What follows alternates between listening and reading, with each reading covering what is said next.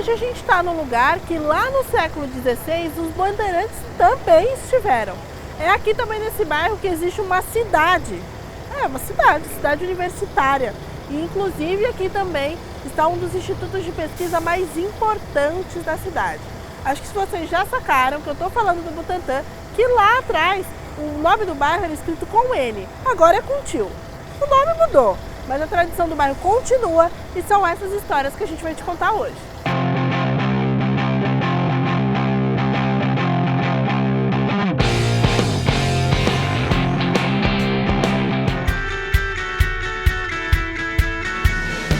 E se era para falar da história do Butantã, é claro que a gente tinha que vir aqui no instituto que deu nome ao bairro.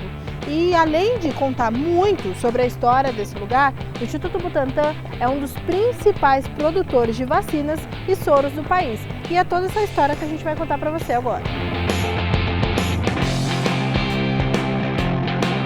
A gente está num lugar que é muito importante para a gente começar a entender a história do Instituto Butantã, que é o Museu Histórico, que não tem esse nome à toa e não tem esses adereços aqui à toa, esses equipamentos históricos à toa. E a Larissa vai explicar um pouco para a gente. Larissa, por que esse lugar é tão importante para a história do Instituto? Olá, sejam bem-vindos. O Museu Histórico, na verdade, ele começou como o primeiro laboratório do Instituto Butantã, porque no final do século XIX estava acontecendo um surto de peste bubônica lá em Santos. E o Vital Brasil, que era um médico sanitarista, foi chamado para resolver, para identificar a doença e resolver. E aí ele acabou resolvendo, né, com o soro. E aí o que aconteceu? Essa fazenda aqui, onde é o Butantã e onde é a USP, era toda a fazenda Butantã, né, que chamava Chácara Butantã. Foi comprado pelo governo do estado de São Paulo. E o Vital Brasil, neste local aqui do Museu Histórico, ele fez o seu primeiro laboratório. E aí ele produzia o soro e aí resolveu o surto da peste bubônica, só para terminar aqui, fechar a história. E aí o que aconteceu? O Vital já tinha uma pesquisa anterior com serpentes e aí ele deu continuidade a essa pesquisa e ele descobriu a especificidade do soro. Que legal. E em que momento o Butantã começa a ter essa estrutura com museus, com essa cara um pouco de parque que ele tem?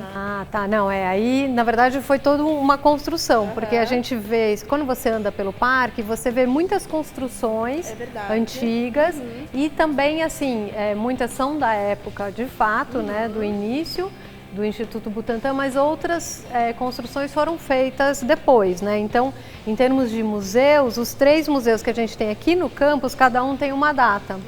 Então, se a gente for falar do Museu Histórico, ele existia como laboratório do Vital Brasil. Depois, pelo que a gente vê em termos de documentos, ele foi destruído e aí depois ele foi reconstruído. Então isso aqui, na verdade, é uma reconstrução do que foi. E uma tentativa de reconstituição daquilo, né? Porque aqui, quando você vê aqui esse chão, ele remete muito a um estábulo e de fato aqui eram colocados os cavalos. E a segunda sala, a priori, era o que era o laboratório dele, né? Onde ele fazia os experimentos, onde ele fazia os soros, onde ele registrava, né? E aí, através desse chão que foi redescoberto e através de fotos, de documentos, eles reconstruíram o museu. E esses equipamentos que a gente tem aqui, que a gente vê que tem cara de laboratório mesmo, são reconstruções, são equipamentos originais? Como é que foi isso? Então, todos esses objetos, eles fazem parte aqui da história do Instituto Butantã, né? E o que a gente tem aqui são doações, geralmente, de sessões que foram fechadas, de aparelhagem, equipamentos que não são mais usados porque tem uma versão mais moderna.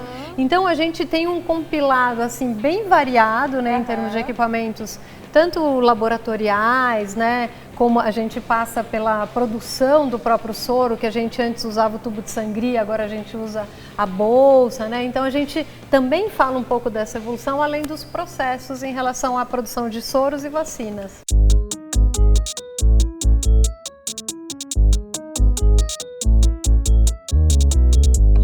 Agora a gente está indo para o Museu Biológico do Instituto. Por lá eles fazem uma série de atividades educativas para explicar a importância das criaturas que dão fama aqui ao lugar, as serpentes. Eu tô aqui com o José, que é diretor do Museu Biológico, tem só 48 anos de Instituto Butantan, não conhece nada aqui do lugar, né, José? Nada. Conheço pouquinho, Pouquinha coisa. E a gente está aqui nesse corredor importante, com bastante espécies. Queria que você falasse um pouco, José, qual o objetivo? Nós temos vários museus aqui no parque, né? Qual o objetivo do Museu Biológico? O Butantan, por a sua característica histórica, que tem mais de 100 anos, né? Ele tem um tripé básico que era a produção de soros, vacinas, pesquisa e divulgação. Então, nós estamos no trecho da divulgação. Certo. Então, na área de divulgação, o Butantan tem 4 museus hoje, sendo que 3 ficam aqui no campus. Legal. E o biológico, que é onde nós estamos, é o mais velho, ou mais antigo. Ele nasce praticamente junto com o Butantan. Ele tem uma organização feita em 1912 e de lá para cá ele vem se aprimorando, sempre com o objetivo principal de fazer a divulgação científica com relação aos serpentes. Porque isso está ligado diretamente à saúde pública em função dos acidentes. E na concepção original do museu, a ideia era divulgar para a população quem são as serpentes, o que elas fazem na natureza, como é que é esse processo natural delas, a importância delas e trabalhar essa informação para o público, porque se acreditava que o combate ao acidente ofídico, que é o ofidismo, se fazia com 3 coisas básicas, que era o soro, a divulgação científica e a preservação de predadores. E essa na visão original do Vital Brasil, que foi o nosso primeiro diretor. E a gente vem com isso até hoje.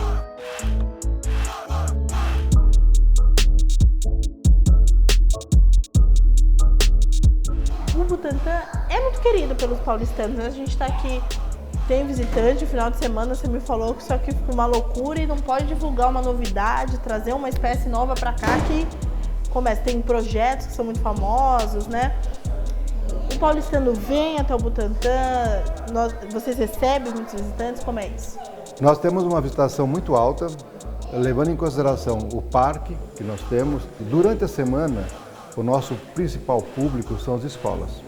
Então, as escolas que agendam e vêm para cá. Então, vem criançada, tudo quanto é faixa etária, vem visitar o Butantan, vem obter informações, vem fazer trabalho para as escolas. Então, faz aqui. Feriados, finais de semana, nós temos uma inversão de público. A gente fala que é o público espontâneo. Então, são as famílias que vêm aqui. No final de semana, a gente chega a ter, em máximo de público, 2.200 pessoas.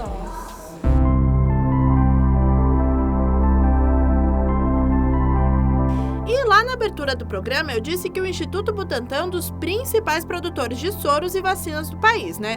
Esse outro museu que a gente está chegando agora mostra um pouquinho desse importante papel.